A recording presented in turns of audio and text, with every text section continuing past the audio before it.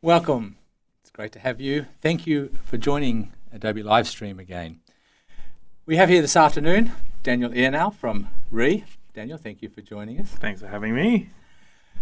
Don't forget you can ask Daniel questions during the course of the session live here today. And before we get started, Daniel, I'd like to hear about yourself. Tell us where you came from.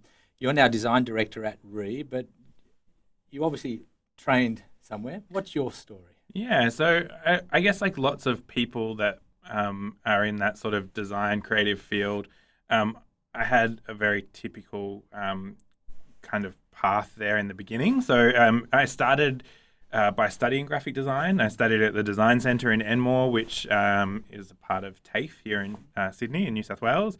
So it was very much kind of, I guess what you would, especially at the time, it's kind of evolved a little bit, but it was very much about learning the history and kind of background around color and typography, and then also focusing on using, I guess, those sort of practical skills that were much more aligned around craft and like a visual output. So using the suite that was available back then in terms of like, obviously Adobe's come a long way, but it was really about using those practical tools and learning that kind of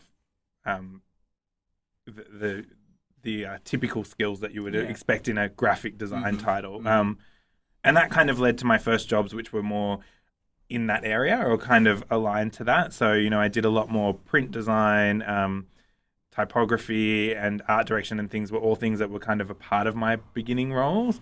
And as I kind of progressed over the years leading up to my time at RE was really about moving into more of a brand space. So I guess the difference being that it's quite an all-encompassing space, and obviously as we still use those skills, like I still use my design skills, but it's more using that creative thinking that was kind of taught in those early days. Tell us about RE.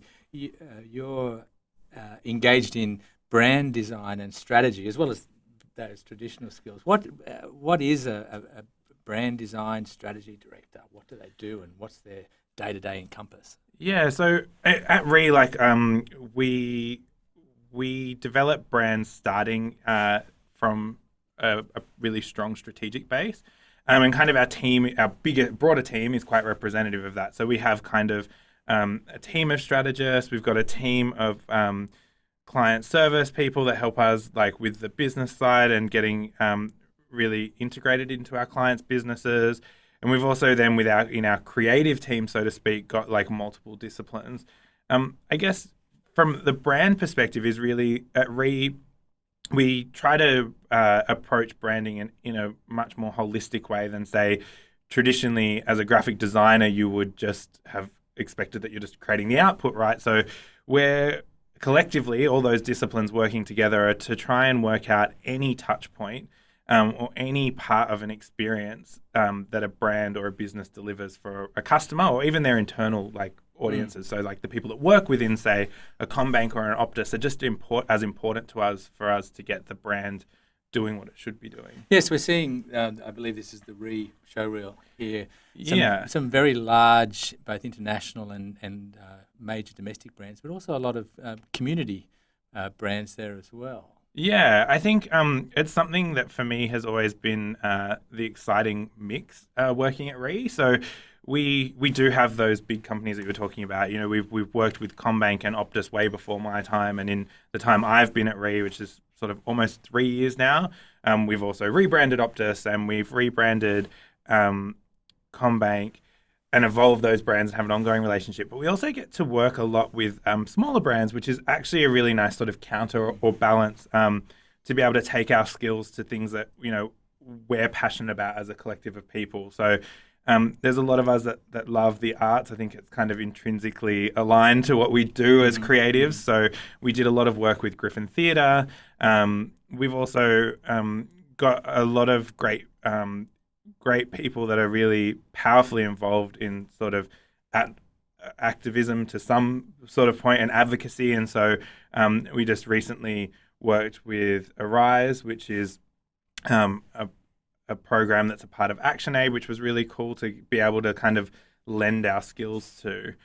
So yeah, it's quite a nice mix because obviously even though you're using the same skills, they're very different. And do you bring the full gamut of your design disciplines and skills that you would bring to a large international brand to some of those perceived smaller community type of service accounts? Yeah, so I think whilst we obviously scale the approach, so you might not need a team of 5 designers or 5 creatives working on something like Bear Witness, for example, which was one of the a cafe brand that we built that I worked on with just basically me and one other person from the creative team and one writer versus an Optus that might have, or an Athlete's Foot even that had quite a much bigger team. But we definitely go through the same rigor and the same process. So we always start in kind of trying to understand the business and the business's problem. We work really closely with strategy, whether that's through research or just kind of talking and interacting with the business, and then move through creative. Like we don't tend to, just because it's smaller means that we leave out step 1, 2, and 3 and jump to 4. We generally follow our process. Yeah. So today we're going to be looking at a couple of the brands that you've worked with, and I'll get you to give us an overview of that.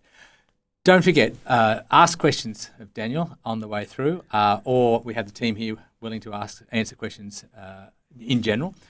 It's a great opportunity to pick Daniel's brain about his processes, his skills and his techniques and his strategic thinking. So how do you engage with defining a brand when you talk about companies, say, like Optus, or as we'll see shortly, the brand behind us? How do you define a brand?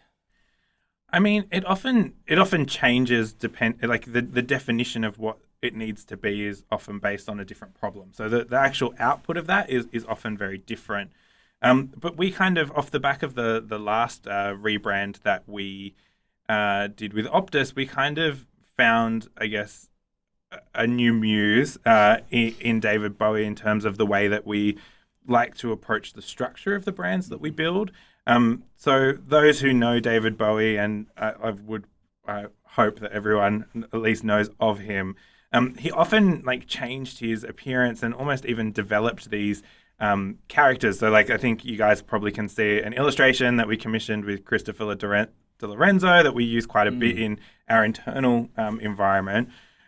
We kind of like to use him as that muse for how we build brands, because even though he always changed on the outside, he could always be super relevant to what was happening in music or the world at some point, he was always still David Bowie, even when he adopted the character of Ziggy Stardust or whoever it might be. So we try to build brands like that. So we want to make sure that we kind of lock off those and we put rigor around those parts of the brand that need to stay the same, but we need to make sure that it can flex, because even more so than Bowie's day, the world is seemingly changing more and more every day, and technology feels like it's really pushing that to happen quicker and quicker.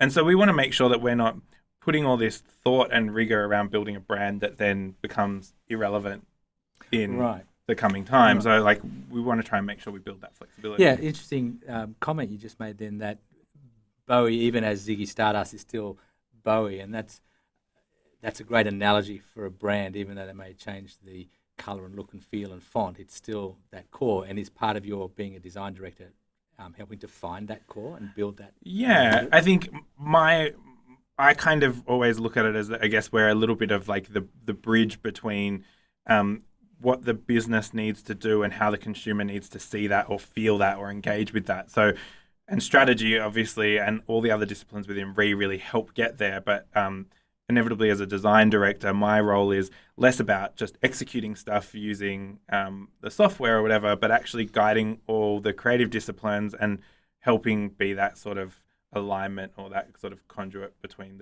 the different departments within Ring. Just on that, so I know you still use the tools and you're still a designer, but you've moved from being on the tools all the time to being this more strategic thinker. How did you go about that? Was it just a series of jobs that you took, or was it a conscious decision? How would our audience, if they were looking to have a similar trajectory, move from using the tools to being more strategic in brand decisions? Yeah, look, I think that to get there, I feel like I've managed to find a space that I've really been nurtured, but also had the ability to grow in Re. I think it was just a good alignment for lots of reasons.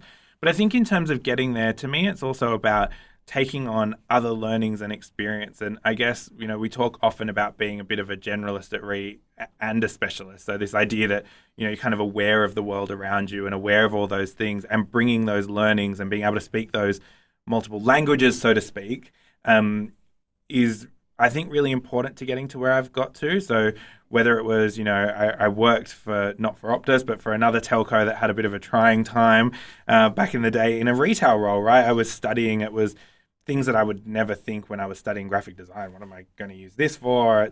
But managing people in moments where things are not going well, understanding what the business was trying to do and taking learnings from just being around that weirdly apply to my day-to-day now. So I think it's about being aware of what you've done to date and looking for those opportunities to learn and broaden that sort of general side of your skill base. It's good advice. So today, we've got a particular brand that we had in our background. This is the athlete's foot. You've been very involved in that. Tell us about the athlete's foot approach and I won't use the term, you maybe, of the reinvigoration of this brand and what you had to do. Yeah, so the athlete's foot was, like you said, something that I kind of worked really closely on, and me and kind of a core group of people developed the brand.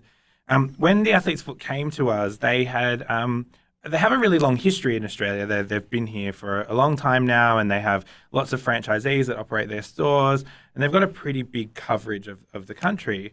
And whilst they had amazing technology in store, for those of you who had been to the old stores, you could go in and you could walk on this mat and it would kind of analyze your foot. And they also had amazing people in their stores running them that were actually athletes or ex-athletes that really understood the products, and they did a lot of testing. But weirdly, when we were, the client did a bunch of research, and one of the insights that came back from that research was essentially that their perception by people, or the people that they interviewed and engaged with, was that it was kind of this daggy dad brand. I think the quote was for middle-aged men in Lycra. It wasn't actually a true representation of what they were doing. And in fact, a lot of their business was even coming as referrals from podiatrists because the technology was that good that these, medical professionals would send people there. But they weren't kind of hitting the mark, and I think they'd kind of lost relevance in many ways.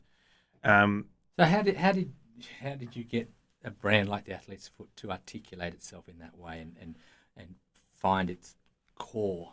Well, I think it's a combination. It's a combination of the client already being a little, they were very connected to their business and very aware that they had kind of perhaps slipped out of people's minds or weren't kind of in the place that they were. But also we work with them. So they obviously had done that research. That's also something that we might have done with them had they not. But then through our strategy team and our creative team, we also worked with them and looked at kind of, at Re, we always try to focus on the cultural context in which this brand needs to live. And so there was very much this trend, I guess, away from team sports and into individual sports. And so obviously you can imagine as a company that sells shoes for different athletic sort of activities, there's a really nice alignment there. And so we actually delved deeper into that and found through research, both with the client and discussions with people and desk research and all sorts of things, that really there is room in the market for someone that was really specialized in this, which they had credibility to do. And also in that we kind of helped them identify who they were targeting, right? So sometimes, we often say at Re with our clients, if you're everything to everyone, you're nothing to nobody. And so being able to find an audience is really important. It doesn't mean that we don't service other people, but we need to find who's our kind of gold star customer in this case. And it really was this person that was already running, was already kind of maybe semi-professional. We were lucky within Re and M&C Saatchi, which is our sort of parent group, that we also had a lot of people that were in that space, right, that were kind of running triathlons. Not me, obviously, as you can see from my very slender figure. I'm not a runner, but it was really interesting to start tapping into that, and that there was actually this thing that someone that knew that this shoe was 4 grams lighter and a little bit better for you is actually the edge that you need, because it's actually that every second, or that 4/4 of a second, that is actually making a big difference when you're at that end. Yeah. And so that started to inform our thinking into the creativity. It's interesting that Daniel mentioned that. I would encourage you to go to Re's website and read their blog posts. There's a couple of very good articles there about brands stepping up and not being so anodyne and really focusing on what they are at, and maybe not having to please everybody, but just please their core. Yeah. Does that inform the company's approach? In terms of Re's approach, I think it definitely, we want to have that focus so that we can all, the clients and us, can all focus around one point and be really clear about what our kind of objective is, right? Because it might be that this mission, so to speak, changes over time, but we need to be able to focus on something to make sure that, to your point, we don't lose. And so I believe in the case of Athlete's Foot, you arrived at sort of 3 pillars that were the central aspect of or the brand of Athlete's Foot, and that you built that creative around them. So with the strategy team, the strategy team did a lot of the heavy lifting up to this point, where they got to kind of these 3 pillars or things that we could dial up and down that felt very true to the Athlete's Foot. So one was around science, which, is a generic word, right? But for what does it mean for Athlete's Foot? It was very much around, they actually had a lot of this technology and a lot of these things that they were already doing and capturing, and so putting that as a part of what they stood for. Then there was also this idea of fit, because they actually had a really comprehensive level of service and understanding of how to make sure that the right person and the right product were matched. And then thirdly, there was this idea, I guess, of there was a bit more of an emotional trigger, and so that pillar was all really around making sure that they could engage with the community, because it is a community of people that are at this kind of more performance end of athletics. And it was really important to make sure that, our experience felt like what we would refer to as of the sport. So that someone like me is able to understand and research and build that, but we really wanted someone that was in it, that was down there on the ground, that could talk on a one-on-one level. Right. And that informed our brand. Right. So if I sum that up, the 3 pillars: science, fit, and that emotional aspect of it. How did you bring those into the in-house execution within Re? How did you build a framework around those pillars? So before we got to kind of resolving the brand, and we're kind of working through our creative ideas, or I guess those we generally present them as territories. We as a creative team then go away, having had that collective meeting with the strategy team, and what we want to start to do is kind of unpack what are the visual cues or the things that we can do that start to bring that feeling to life. So we got to this idea of almost the brand is almost like a pit stop for a Formula One driver, right? It's whenever you're here, we're going to have all the information ready for you to go. But we knew that it needed to have this element of science and fit. So if science was all about the tech, we looked at even their color palette. We wanted to make it feel more vibrant. We wanted to, we built these grids, which you can see on the posters behind us. And if you look through the case study on our site, you can see how they come to life in a few different ways. But they're meant to be representative of different data points, because Athlete's Foot also sells a lot of other people's products. It's the nature of their business. So we needed to make sure that we could always put a lens or a veil of Athlete's Foot expertise over the top of it, which is where this grid sort of came from. And then we can use each of those data points, which again, you'll see in the exercise we do, to sort of annotate the product. And that allows us to kind of show and share the expertise. So that's kind of covering off our fit perspective. And then we kind of do that for all different elements. So that's the grid and the typeface, but then we do it from an art direction perspective, and what does photography need to feel like in order to deliver an experience that feels like it's backed by science, fit, and mind. Through to working with the client had already engaged a retail team, so then we work with their retail team. So what are materials that feel sort of performance-led and feel kind of akin to our brand? So I guess to tap into your earlier question as well, that's kind of where, for me, brand is very differentiated from just graphic design, is we're looking at anything that can bring that proposition or that business idea to life. Right. I take your point. Behind us, as you mentioned, we have the poster. You can see that in the background. And I think we're going to go and have a look at designing that poster. I Yeah. know that strategic thinking we've just been talking about. We're going to double click down into the actual process that you go through for in a tactical way of using the tools. I know you're a strategic design director, but you still work the tools. We Can you sure talk do. us through that process that you go through? So what we're going to build out now, I guess, would, in terms of where it would sit in our process, is like the brand would have already been defined, and then a part of what we do is, so we worked with the athletes for almost 12 months, quite intensely, to kind of get their brand off the ground and get it out and get like kind of the first of everything launched.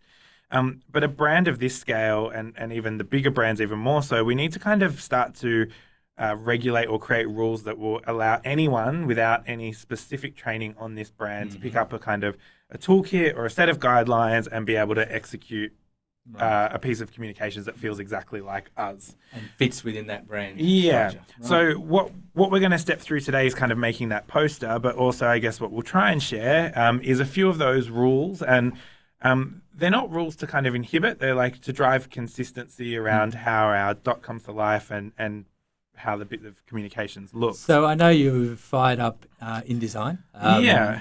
InDesign, not Illustrator or Photoshop or XD. Yeah. To be honest, we actually use pretty much the whole width of Creative Suite, depending on what it is. For this particular case, building a poster like this, it's handy because we're going to be bringing in an asset from a third party in the form of an image, and we're going to be able to really harness like some of the InDesign capabilities here. But we definitely use all of the different tools. So say when we're crafting a logo, we'll be in Illustrator. We wouldn't ever do that in InDesign. But yeah, there are definitely some efficiencies that come from InDesign in this sort of stuff. Talk us through it. Don't forget, please ask questions as we go through. We can see you there in the chat pod, and Daniel is more than happy to take your questions whilst he's working through the process. Yeah, so, Daniel, where do you start? So we're going to start, like every brand's kind of different, but for the athlete's foot, it's based on a, like there's an underlying grid there that you can't see, that all those dots and things are attached to and hanging to, that's based on a square. So this is a little trick that an old creative director taught me in terms of finding what that square grid increment or size will be. So to do that, we're going to start by going over here to our layers. Now I've already set these up. You'll see as we go through the process, it's really important to be organized, though I am told I borderline on OCD with some of this stuff. I think it is really, really important. I don't think naming the layers classifies as OCD. I think that's a fundamental, but we won't go into that. But it's also really important in a place like Re, because often as a designer, you're creating this, going through rounds of changes with the client, getting it to that perfect sweet spot, and then it goes off to another team within our creatives who are finished artists, who are like the wizards of the software, so to speak, and they'll be in there making sure that everything is right to execute, whether that's print or digital, and they'll be checking our files. So the cleaner we can make things for them, the better. So that's where you put the OCD FA. Right. Okay. So we're going to start with our guides layer here, because what we're starting to do is we're going to try and work out what our how we can build out our grid with our guides. But first of all, we're going to just start by grabbing the rectangle tool over here. Now I'm going to cheat a little bit because I have already set the page up, so I know how wide it is. But basically, we're going to start by making a square that's the same width as the page, which gives us this here. And I'm just going to come up here and use the align tool, because we want to basically align it to the base of the page and put it in the center. Yeah, I like that. You just one click it aligns to the page with nothing else selected. Yeah. It's a great little tip. And it just is way more accurate than trying to align it manually, especially if you're trying to work quickly.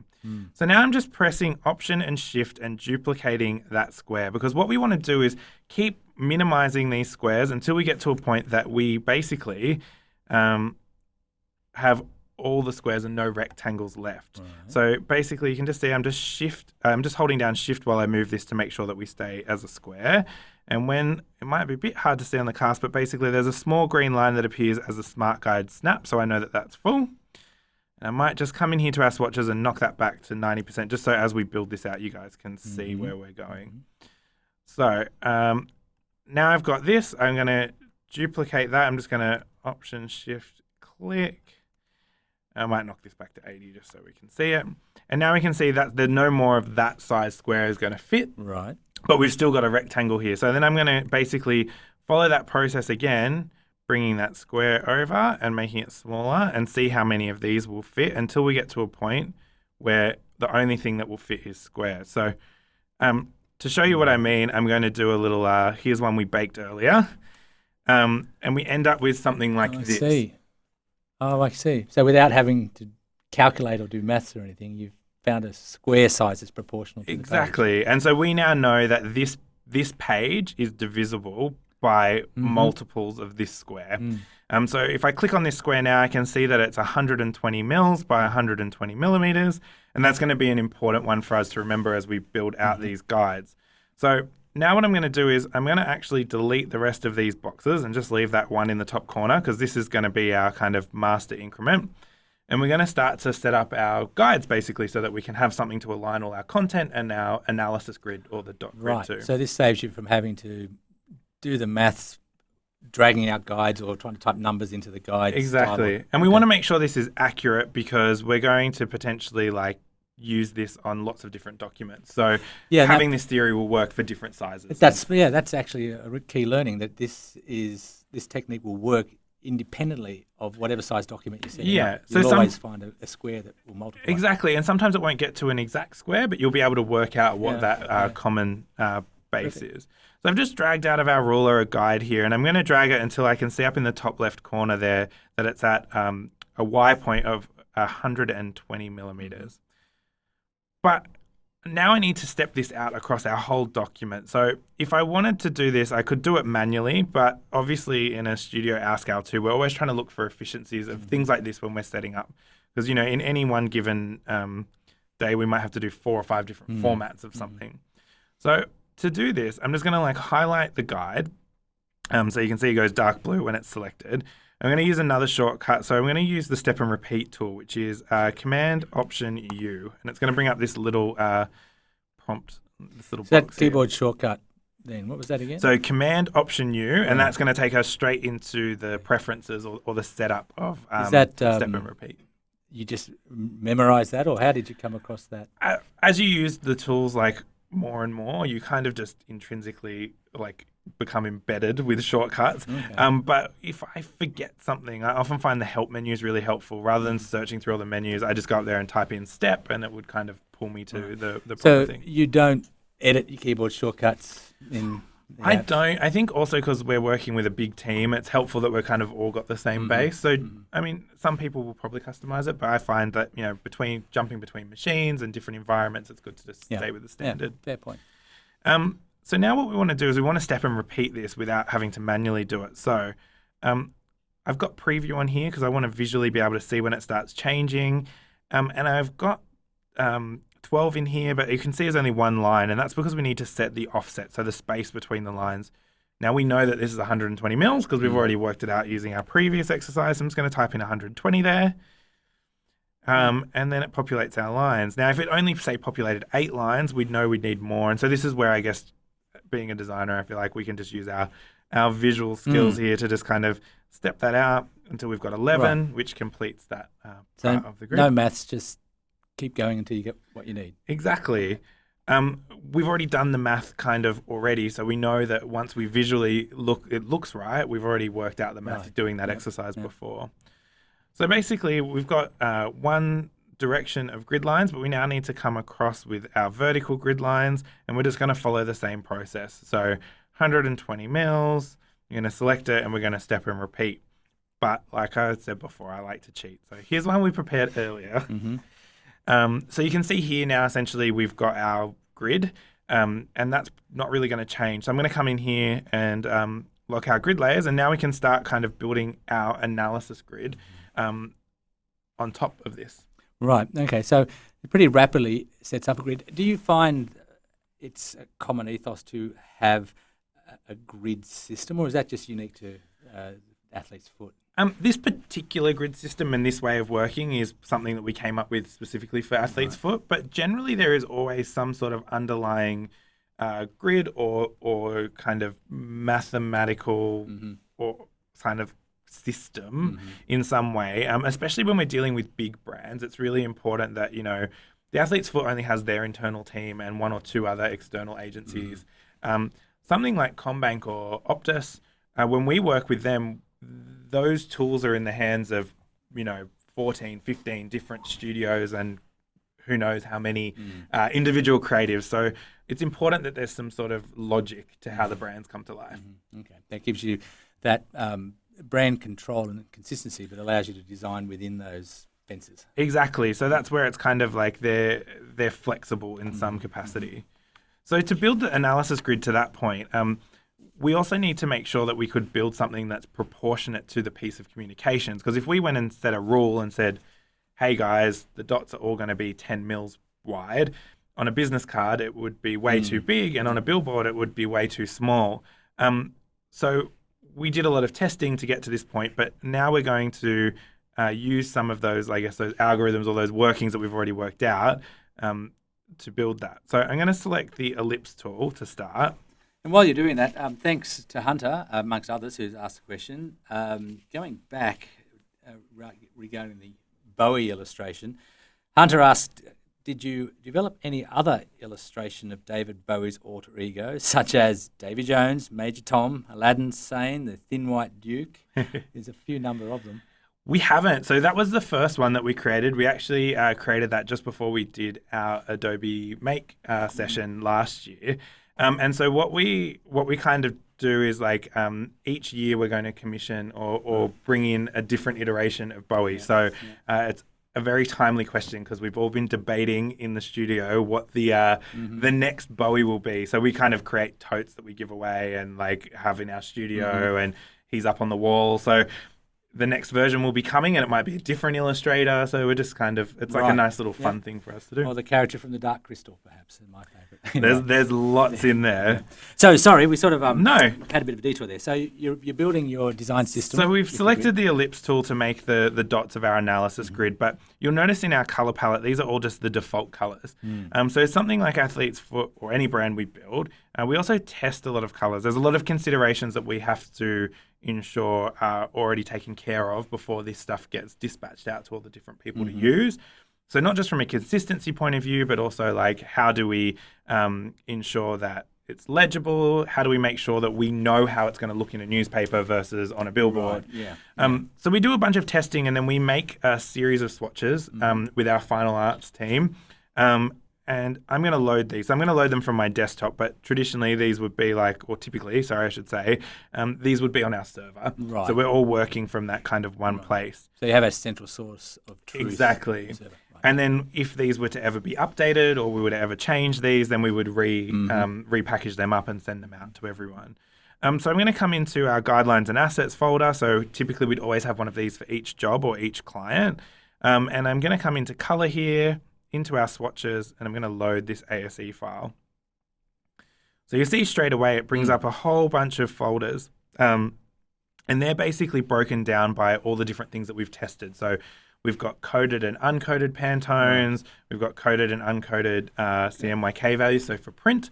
But because we're working for screen for you guys, we're actually going to just use the RGB values. So I'm just going to close these folders and actually delete them just so that so you do actually, you don't work in RGB and then worry about separation profiles later. You pick the color and you do the... Generally, you'll be able to work in whatever, because you'll know that it's been briefed as a print poster or something that has a certain specification. But if not, that's also where that Final Arts process is. Like, we couldn't do our job without them because they're kind of that last check to go through it and be like, okay, you have two blue swatches in there, one's uncoded and one's RGB, what is it? And those sorts of things. So it does allow you to be freer in the design phase. Exactly. So we're going to select this blue because this is what we're going to build our dots. And I'm basically going to follow the same process we followed to make our first square. So I'm just going to click on the canvas or on the document here. And it's actually already picked up the values from before, which is 1080 by 1080. And now we have our circle. So I might just use our align tool there and center it. Gotta love that tip. Now, the issue obviously is the dot is way too big, right? Like, it's not right for how we need to work with it. But to work it out in terms of that math, we've already done the calculation. So in the guidelines, it tells us that this needs to be 0.75% of of the shortest side. So at the moment, this dot is the same width and height as our shortest side at 100%. And working out what that measurement is way beyond my math. You don't use a ability. fix. It's not like the dots or the squares are 10 mils. No. It's a proportion to the size of the document. Because we need to make sure that it's right for the scale of the document. So basically, instead of doing the math, again, to your point before, we're going to make sure, come up here to our scale, our percentages here. We're going to make sure that our constrained proportions is locked because we want to make sure that we don't become an ellipse while we scale down. And literally all we're going to do is write 0.75 in here, and we're going to let InDesign basically work out how big our dot should be. So you can see now it looks quite small here, but obviously that's just going to be one part of our grid, but it's also in the wrong spot. So we could zoom in now and we could nudge it around and use smart guides. But what I like when we're trying to build something that's quite accurate is by just selecting that, I can come straight up here to these position markers, so X and Y, like horizontal and vertical. And we know from building that grid before that those two grid lines in the top left are crossing at 120 mils in. So all I'm going to do is type in 120 and 120. And now basically we know that that dot is right in the center. Always good to check, I guess a good tip is that the reference point is in the center if that's what you want to align it to. So you don't run the risk of trying to pick it up and end up dragging a size handle or something. Yeah, and you might grab a wrong handle and then you've got ovals and things in the wrong spot. So now we need to repeat this for every intersection of our grid. So that could potentially be a bit painful, but we're going to actually use the same tool in a different way that we used to make our grid in the first place. So we're going to use the step and repeat tool to build out the grid. And we're going to do that by using that shortcut again. So Command Option U pulls it up. And you'll see now that we're not dealing with grid lines, or guidelines, I should say, we can actually move these dots in a grid format. So we can create rows and columns. So I'm going to tick Create as a grid, and you're going to see that it pops up row and a column. So this means that we can start to build out that grid, but what we need to make sure is that the offset, so the space between them, is the same as our grid increments. So again, that's why 120 millimeters becomes your best friend in this exercise.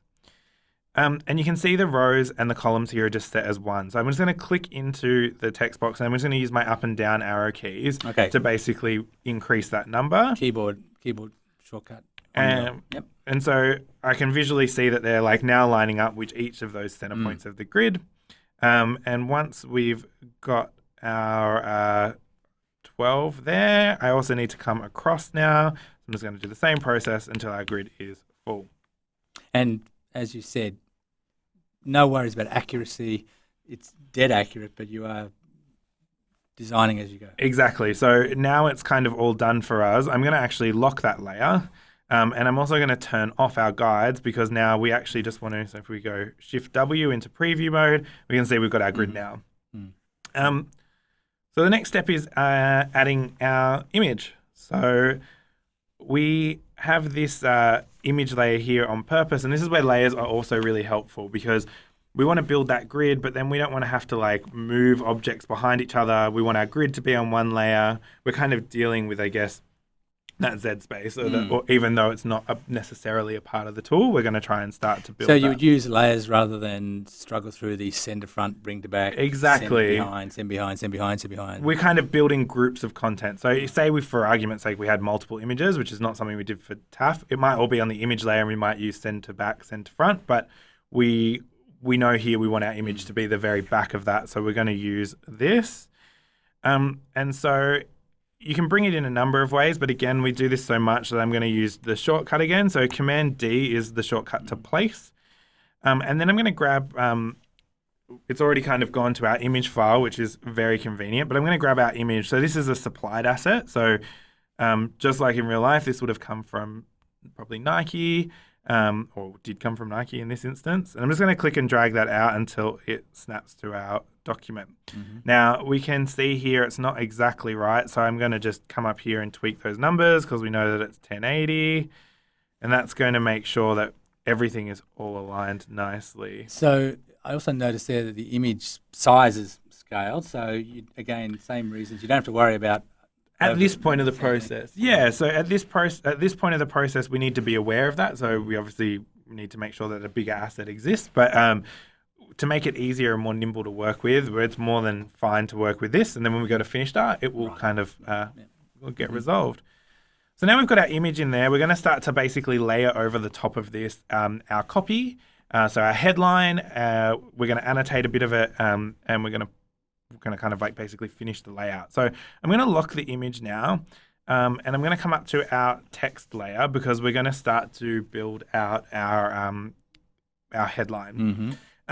Now, because at we're a bit of a bigger team, the copy probably has happened simultaneously to us working on the design. So we've probably had a briefing all together with the strategy team and the creative team, and a writer's gone away and kind of taken their cut of the brief, and they're probably going, they've probably gone away and looked at the product and the benefits, and they will have supplied us back some copy. So I'm just going to simply copy and paste this out.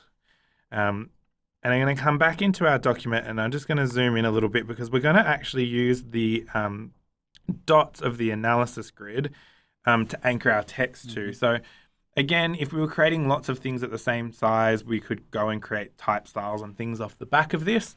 But at the moment, what we would be doing is probably just doing it by eye. And for the sake of this, we've kind of already started to work out what the type sizes are. Pretty freeform, as you say. It's not typesetting long reams of copy. It's designing with type. Yeah, so where we choose to, how we choose to place it is kind of a little bit freer, but we have some like parameters that we stick to by using the dots as kind of anchor points. So obviously by default, it's not our typeface. So we've defined a typeface for the brand, which is Ioannou Grotesque. So I'm going to grab the bold weight. So again, all this stuff would typically be within like a guidelines document. I noticed in passing to you do a quick search for the face you want. Yeah, so especially somewhere at where we're dealing with multiple brands, our font library is quite extensive. So it's much easier to type it in than to scroll through the big list. Now, basically, we want to make this text the same height as those dots. I know because we've already kind of worked on this file before that it's going to be 510 points. And I can also see in here that I actually want it to be blue. So I'm going to go to our swatches again and make sure that that text is selected. So we've got that. But it's still all out of alignment. So even though our text box is up the top, our text in that text box is not aligning to the right points.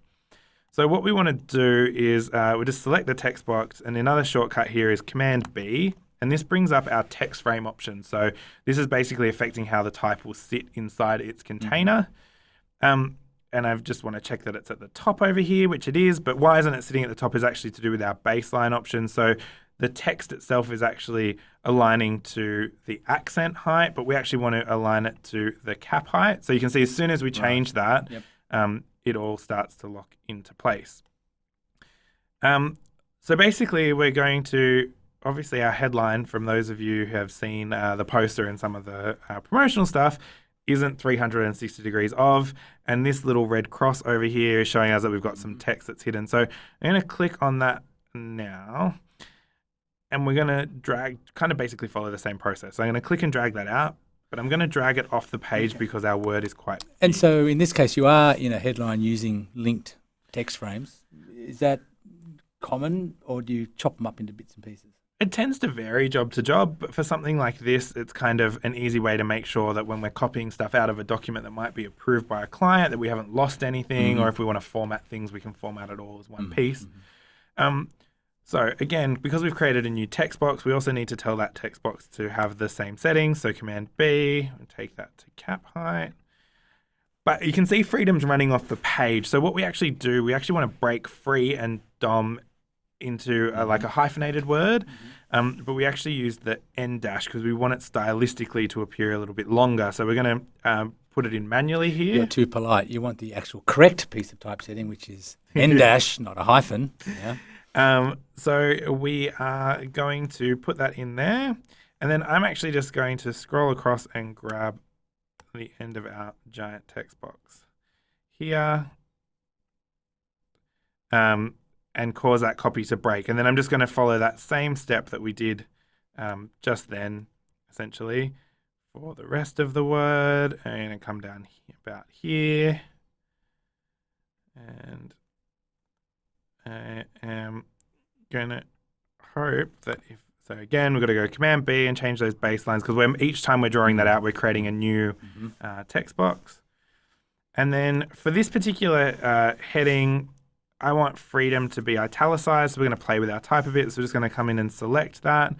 Again, having those linked text boxes means that I can just highlight through the two different text boxes. I'm going to come up here and select bold italic. And I think for this one, we might track it out a little bit. I noticed too, you also always select the actual weight and style of the font, no bolding or italicizing. Yeah, I think there's different ways of doing it. I think because generally we're using types that have different cuts for different versions. So whether that's italicized or bolder, lighter, etc., they're generally different cuts. So we want to make sure that we don't fake any of that. So to be sure. And then so now we've got our headline in there. We might massage where it sits, but we can come back to that. And so now we want to kind of annotate using our grids. I'm just zooming in a little bit here. And I think we're going to hang it off this point because we're going to talk about the lightweight nature of the shoe. So we're going to actually use this dot now as a bit of a guide for how we do that. But I'm going to lock out, I'm going to move into our kind of analysis lines now to make sure that we don't have things on the same layer.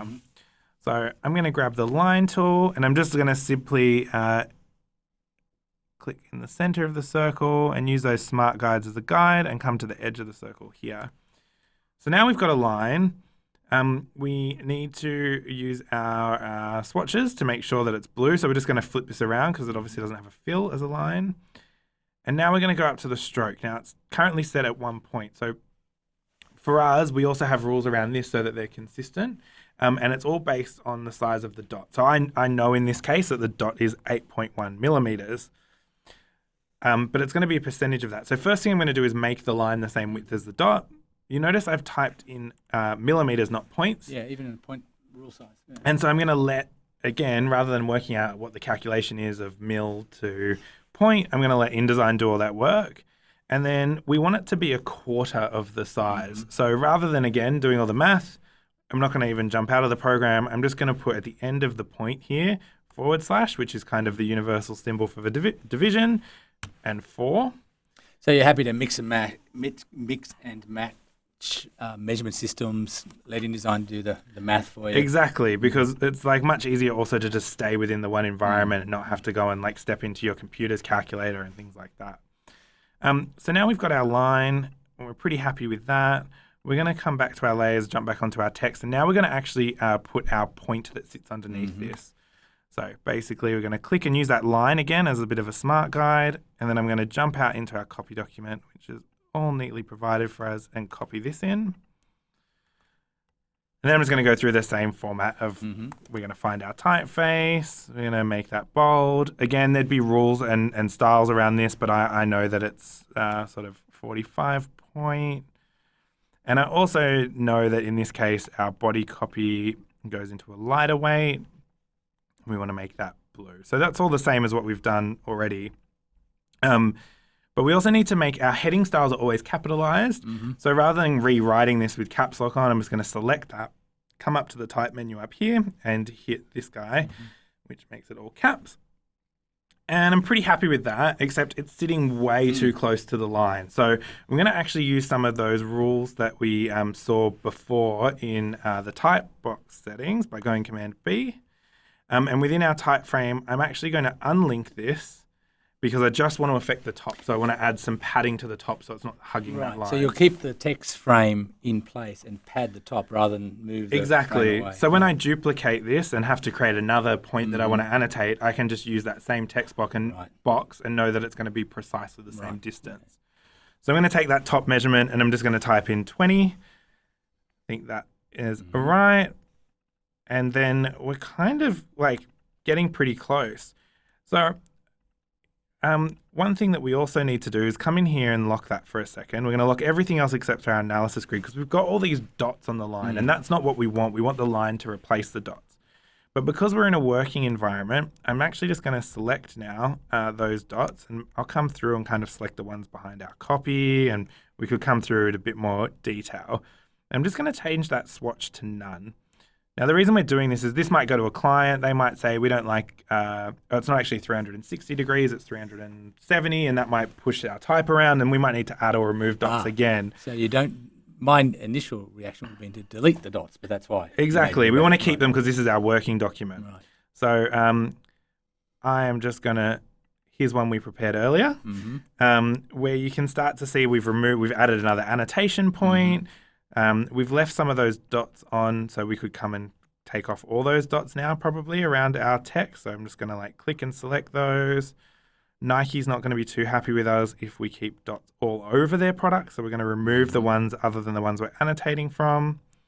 We're just going to do that same process. Just grab our swatch and hit none. Yeah, interesting not to delete, but just that urge to hit the delete button. Yeah. Exactly. So basically we're almost at our layout now, and then the final step is we're going to add a little box here that has the product name, which follows all the same steps that we've been doing, and it starts to look a little bit like this.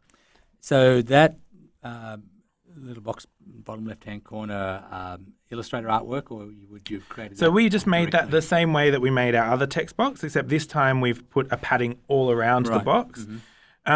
And now we've basically got all the elements. There's some other rules around the size of that box that are proportionate, but it's using all those same skills. But we obviously need to put the logo on, because even though our brands might be able to flex, there's still some like things that can't go. And so what we developed with this system, because it is so grid-based, is that to scale the logo, it's always going to sit at sort of 3 or 4 grid increments. Right. So, and again, this is I'm fascinated by this too. It's not a fixed measurement grid. It's a grid that's proportionate to the page. So you couldn't actually just specify a particular size logo because it's going to change. No. So it's all proportion based, except there will be some rules about minimum size. So we want to make sure that we don't make it too small so it's not legible.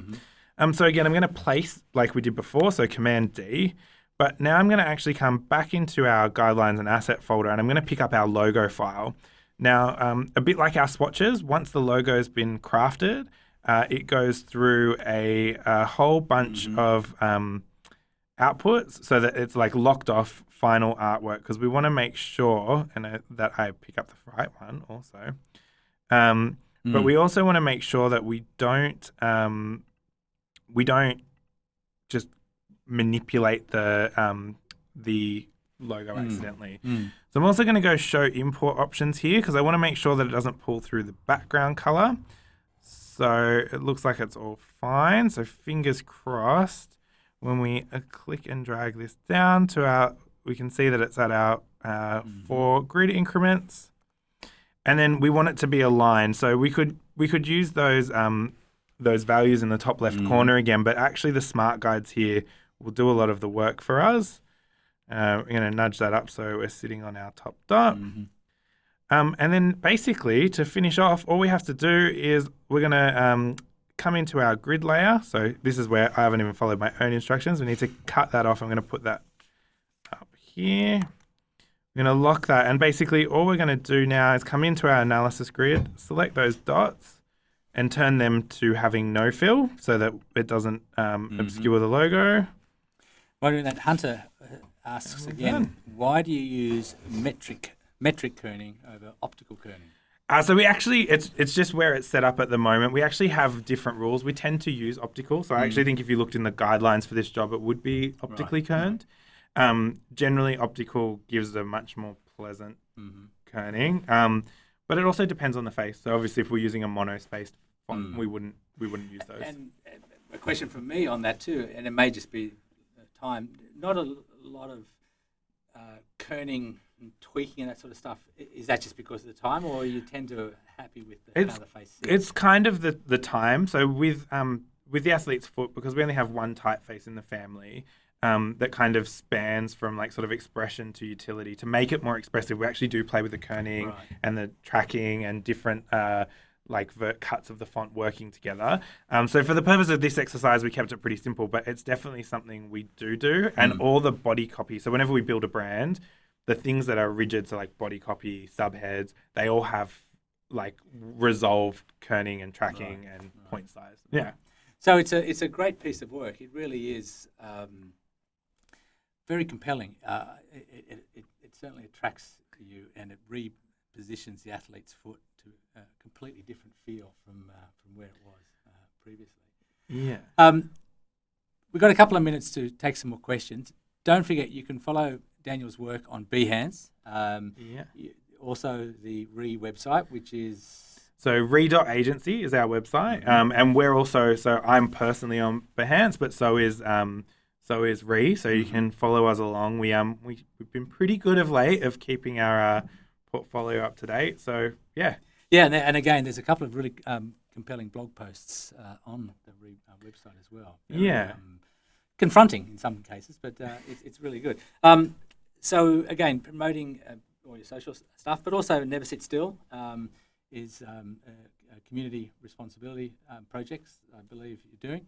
And before we finish up, last opportunity for questions, but what I'll do is I'll ask you, Daniel, with the audience that we have this afternoon, and given your experience, what's something to leave everybody with? What's a design hack, for want of a better word, that you'd offer as a final thought? I think it's important to kind of spread your wings wide, I guess. So whether that's in terms of learning different bits of the software or different software altogether, like if you've always used InDesign, jump into Illustrator or into Motion. But I think just generally being broadly aware of like the world as a creative is more and more important. Like I would more often than not describe myself as a creative or a design director before I would be a graphic designer, because I think our roles are changing. I think that more and more, I have to be able to work out probably in the next 5 years to work out how does our brand look when it doesn't have any visuals. Right. So it's always changing, and I think to be truly engaged with our industry and to like keep your finger on the pulse, it's important to kind of do that. So we're in the last couple of minutes here, and I'm going to we have one final question. What is your rule with a full stop when right aligned? That's from Flynn Tracy. What is your rule with a full stop when right aligned? There's a story here, I suspect. Well, it always changes, so it's often a contentious point with our clients.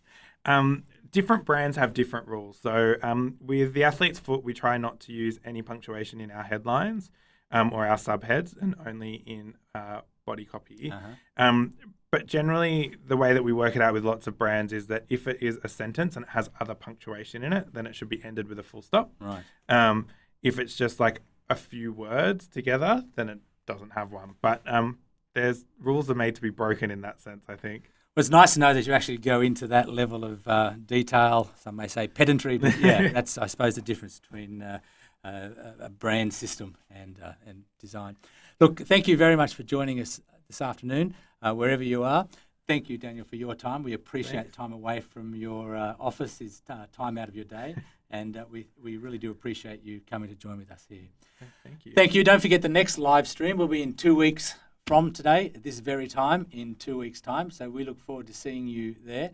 And once again, can you please thank Daniel for coming and joining us today? Thank you very much. Thanks for having me. Look forward to watching the next one. See you next time. See ya.